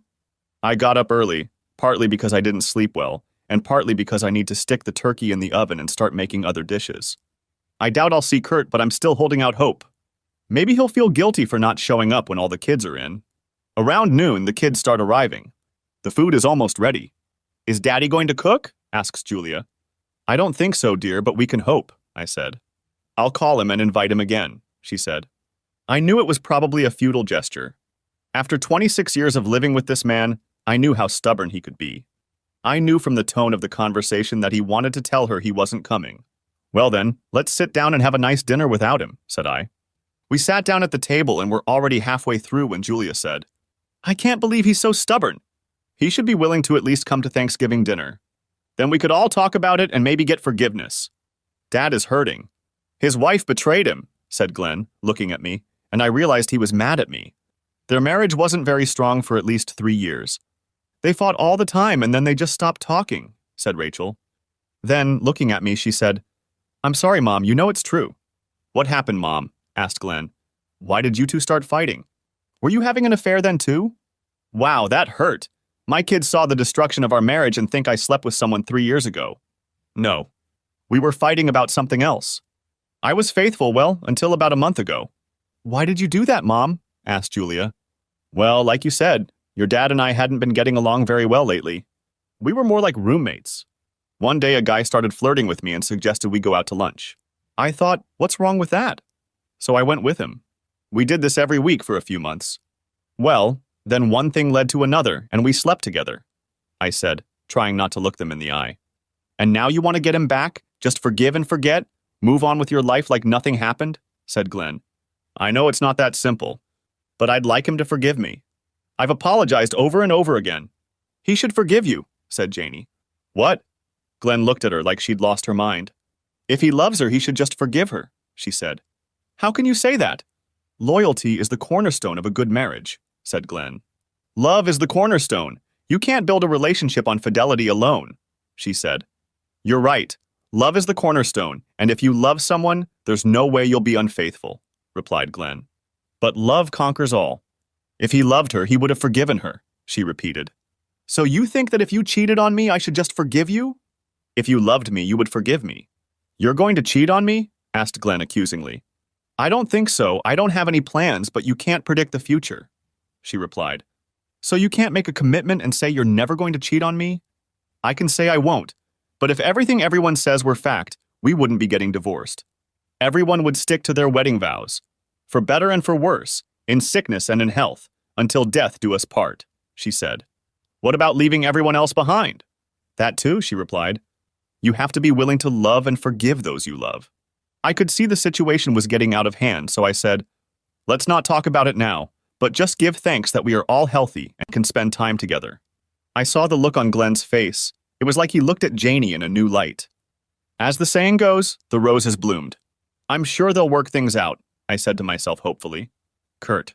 The kids stopped by after hanging out with Sue. I was glad to see them. There was tension in the air. I hoped it would pass with time. I didn't talk about their mom. We just discussed school and Glenn's new job. My kids were adults now. They had their own lives, and they weren't my kids anymore. How time flies. As they were leaving, Glenn put his arm around me and quietly said, Dad, I need to talk to you. I'll call you tomorrow. I smiled and pretended he hadn't said anything. I wondered what he was talking about. I spent the rest of the day watching soccer, reminiscing about past Thanksgivings. On Friday, I got a phone call. Dad? Hey, son, how are you doing? Dad, I think I need to break up with Janie. What? I said. Why, have you always been enamored with her since you first met her? Dad, the conversation at Mom's yesterday was about the impending divorce. I was sorry to hear that. I hoped that Sue and my problems wouldn't be a problem for our children. Just because your mom and I couldn't last forever doesn't mean you should give up hope for your own relationship. Dad, we were talking and Janie kept saying that you should just forgive her. When I questioned her about what Mom did, It seemed like there was nothing wrong with it. She just felt that if it happened to her, then I should just forgive her too. When I asked her if she was going to cheat on me, she said, "I don't think so, but I can't predict the future." I was shocked by that attitude. I know Glenn loves Janie, and I believe Janie loves him. Was she being realistic, or was she just so hung up on love conquers all that it was almost a license to do anything? And if you love me, you'll forgive me? Son, I think you two need to work this out. Go to premarital counseling or something, but I think you both need to be on the same page on this. You both need to go into marriage with a clear understanding that there are some things that, no matter what, you will never do. I don't even want to talk to her about marriage until I have that assurance. I can understand that. I said, think about premarital counseling. Thanks, Dad, I will. I hung up the phone, thinking about what my son was going through, the questions, the indecision. This was something he had to decide for himself. However, I was concerned about Janie's attitude. Would she cheat on Glenn? Would she expect him to forgive her no matter what? What if he was on the other foot? What if Glenn cheated on her? What if it happened more than once? Would she continue to forgive him? It's a slippery slope if you haven't identified acceptable behaviors and committed to the other person. Sue? The following week, I decided I had better see a lawyer. I explained my situation to him. I told him that I wanted to fight for a divorce. He assured me that at least we could get court-ordered marriage counseling. As I left the office, I felt a sense of relief about my life and what the future held for me. Whether we stay married or not, I will be able to make my point and be heard. Kurt. My attorney called. Sue had hired an attorney and wanted counseling to try to save the marriage. My lawyer said the judge will probably order it, so it's best to get it over with now to cut down on the time for a final divorce decree. Sue, I got Kurt to agree to see a marriage counselor. We're meeting today. Hopefully we can work out our issues and get past them. I know it won't happen in one session, but maybe if we have some time we can make it work. Kurt. I walked into the psychologist's office to get this over with. It may only take 1 or 2 sessions for the counselor to decide that the marriage is irreparable. The counselor is a woman, so I think she'll side with Sue. All I have to do is be patient and let her know that the relationship was doomed even before she cheated. That was just icing on the cake. The counselor asked me to tell her why I wanted a divorce. We are estranged from each other, and I don't feel the damage done can be repaired. And what do you think that damage is? She asked. 1. Trust. I don't think I'll ever be able to trust her again. First, communication. We haven't talked in years. Second, love. I have lost my love for her. Third, commitment and fidelity. She has devoted her time, energy, and emotions to another man and has done it with him more than once. So what do you think led to this? She asked. What was the root cause of all of this? I would say it started with her rejecting my love and intimacy. In short, she cut me off from any kind of intimacy. Sue, would you like to respond? First of all, I still love Kurt. I know the last few years have not been the best. Why? She asked. I lost all interest in sex. I didn't need it and I didn't want it, said Sue. I take it was physiological? You went into menopause? Yes, I just didn't have any desire. Did you speak to your doctor? Did she prescribe HRT for you? I didn't want to take any medication, said Sue. Why? I don't like putting chemicals into my body. So you discussed it with Kurt? She asked. Yes, he just didn't want to understand my point of view. He only wanted one thing. Kurt, did she tell you about her concerns? Yes. And I told her that there were other ways to deal with it other than just saying no. Like what? She asked. I would do my best. I tried, but she blew me off. So I assume the fighting started around this time? Yeah, she wouldn't even try, I stated. And how did that make you feel? She asked. That she didn't love me or want me anymore? Or if she did, she didn't want to do anything about how I was feeling and how it was affecting our relationship. Sue, you stated that you loved Kurt, so why were you unwilling to fulfill his wants and needs? I wasn't interested, and his attempts to coax, pester, and even beg me made me feel resentful of him. Why couldn't he just realize that it was no longer a part of our relationship? Sue, physical intimacy is a normal part of marriage and a way for 2 people to show their love for each other, she said. That's not love. Love is more than that, Sue replied. Yes, love is more than that, but intimacy is part of a relationship, she said. Kurt, tell me what you were doing and what was going through your head during all of this, she said. Well, after a few months of no intimacy, I decided that I would stop trying to initiate and wait for her to take the initiative on her own. I thought maybe on special occasions she would get sentimental and it would happen. I thought maybe at Thanksgiving, seeing how much we live as a family, she would want intimacy, but it didn't happen. Then Christmas. Maybe I'll get a gift from her for Christmas. But that didn't happen. Then New Year's Eve. Let's start fresh. But that didn't happen. Valentine's Day, the most romantic day of the year. We went out to dinner, just the two of us, but again, nothing happened. Then my birthday, nothing. Her birthday, nothing. And finally, our anniversary, we went out again, had dinner and dancing, but nothing happened. From that point on, I just shut down. When we talked, it was unemotional and businesslike. Conversations boiled down to what we needed to get done around the house, or doctor's appointments, or even whether we were going to a friend's house this weekend. We became more like roommates. Sue, what do you have to say about that? She asked. Sue, I didn't know what to say. I was ashamed of what Kurt had told her. He made me look like a cold and uncaring bitch. I couldn't believe he looked at every event as a possible chance to pursue this. Was that really all he was thinking about? I didn't know that. I just thought he was over it. It wasn't that important to me, so why should it be important to him? I began to realize what was going on in his head. He thought that by rejecting him physically would reject him and his love. I felt differently. That doesn't mean I stopped loving you, I said, looking at him.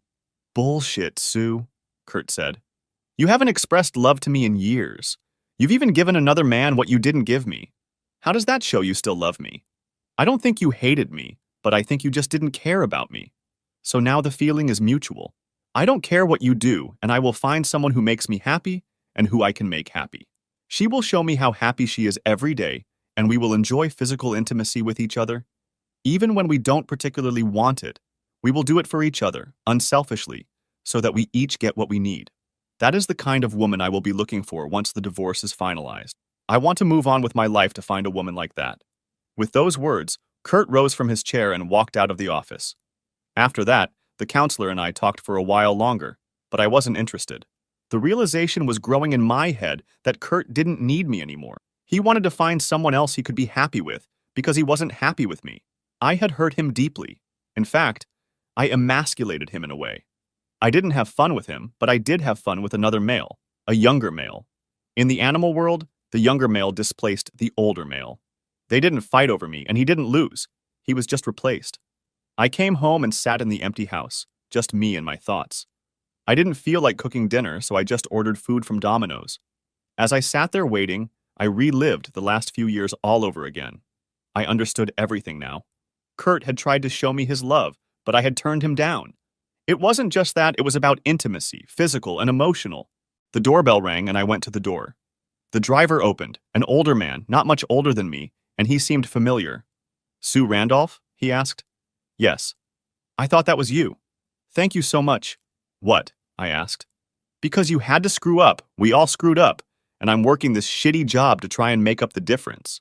I hope you like your pizza, he said with a weird look on his face. Closing the door, I looked at the pizza box in my hands. Had he really done something to my pizza? I didn't know, but I threw it in the trash anyway. In the weeks since my hours had been cut at work, I had become the object of hateful stares and barely audible comments from coworkers. Being there was becoming unpleasant, but it was my fault. I deserved it. Kurt, well, this meeting didn't go as I expected. At least I was able to make my point. Perhaps this will lead to a protracted series of counseling sessions. Oh well, at least I got some satisfaction. I went to the apartment and sat there all alone. I would be alone until the divorce was final, and then I promised to do what I said I would do and find someone who would make me happy and who I could make happy in return. As I sat there feeling sorry for myself, the phone rang. It was probably Sue calling to yell at me for what happened in counseling. I looked at the display. It was Glenn, and I smiled at the unexpected call. Hey Glenn, how's it going? Hi Dad, he said in an impassive voice. What's wrong? I asked. We're over, Dad. Janie and I broke up. No, that can't be. You love her so much. We've been fighting since Thanksgiving. She thinks I'm stupid for expecting her to promise not to do something she has no intention of doing. But she doesn't. I can't go into marriage with these doubts in the back of my mind. Damn Sue, thought I. You've ruined not only our marriage, but also our son's potential marriage. I'm sorry, son. I know you love her. It won't be long, but you'll meet someone you can be devoted to, who will also be devoted to you. Body, soul, and heart. Thank you, Dad. I hope you find someone like that too. Sue, I was sitting watching TV when I got the call. I thought about just sending it to voicemail, but I got curious and looked at the display. It was Julia. Hi, Julia. Thanks for calling. How are you? Good, Mom. How are you? I've had better days, I said solemnly. Well, then I hate to tell you this. I don't want to make your day worse. What's the matter, Julia? Come on, tell me. Glenn broke up with Janie. What? Why? She called me the other day and told me. He's fixated on cheating. He thinks she's going to cheat on him. Oh no, I thought to myself. What have I done? He even wanted her to promise that they would each sign a prenuptial agreement in which everything but the cheater's clothes would be given to the other party. Oh my God, I said quietly. Then I thought, he's his father's son. If Kurt and I had just started out in our time, he would have done exactly the same thing. It was hardly heard of in those days. I guess I could be thankful for that. Well, they had a fight and he broke up with her. She called me in tears, asking why he was so stubborn. I didn't know what to say. Maybe he'll cool down and they can work things out, I said hopefully. But really I knew my son. He wouldn't change his mind about this. I give up, I said to myself, and the next day I called my lawyer. I told him to ask for a 50-50 split, not 70-30 as he had requested, and to change the reason to irreconcilable differences. If Kurt agreed, I would sign the papers right away. I knew that fighting would only delay the inevitable. I hoped he would consider it a good compromise. Kurt. I got a call from my lawyer. We got a proposal from Sue's attorney. She offered to stop counseling and sign the divorce papers if we changed the split to 50-50 and the reason to irreconcilable differences. I told the attorney, there's no way I'm taking that offer. She won't be able to cover up her cheating by changing the cause. Remind her attorney that we have a photograph and the words of the court representative that she was in a B&B with a man other than her husband on the bed. I will agree to a 50-50 split if she agrees to another. He said he would talk to her lawyer and see what they could agree on. Sue Kurt declined my offer. His lawyer reminded me that they had a witness who saw David naked on the bed. How could I have forgotten that? However, he agreed to a 50-50 split. I told my lawyer to take him up on that offer. I had pretty much decided I wasn't going to stay in this town when it was over. St. Paul was nice when we lived there. Maybe I'll go back there, or maybe I'll leave for warmer climes. Either way, I won't have to deal with people in this town shunning me anymore. I thought back over the past year and how things had changed. The next day, a new salesman from Heartland Paper came to work to try to get our business back. I asked him where David was. In the hospital for at least another day or two, he said. Why? I asked, not trying to sound too concerned. He was beaten up pretty bad. Looked like he'd been hit with a baseball bat. I've been transferred to this area and he'll be transferred to South Central Dakota when he's recovered enough to get back to work. Do they know who beat him up? No, he said 2 guys jumped him from behind. He didn't get a good look at them. I wondered if Kurt was involved. Maybe it was one of the other husbands, since Kurt had let them know. I should call David to check on him, but that might give the wrong signal that I was done with him. Kurt She had accepted the offer. Now all we had to do was wait for our time in front of the judge. Since we both agreed on everything beforehand, it should go quickly. I think about the years we spent together, and I'm still angry about what she did to us. Our whole family would be different now. I wonder if I will ever be able to have a heart-to-heart talk with her. Sue. The house was so empty that I was looking forward to selling it and splitting the proceeds. The empty house made me think too much. I would turn on the TV and watch some mindless programs, but my thoughts kept wandering. When I accepted David's invitation to dinner, I said to myself, what's wrong with that? I think I know now. Somewhere in America, a middle-aged married woman is right now accepting a dinner invitation with a man who is not her husband. She asks herself, what's wrong with that? If only she knew. Thanks for watching. I hope you enjoyed it. So subscribe to my channel and watch the next video.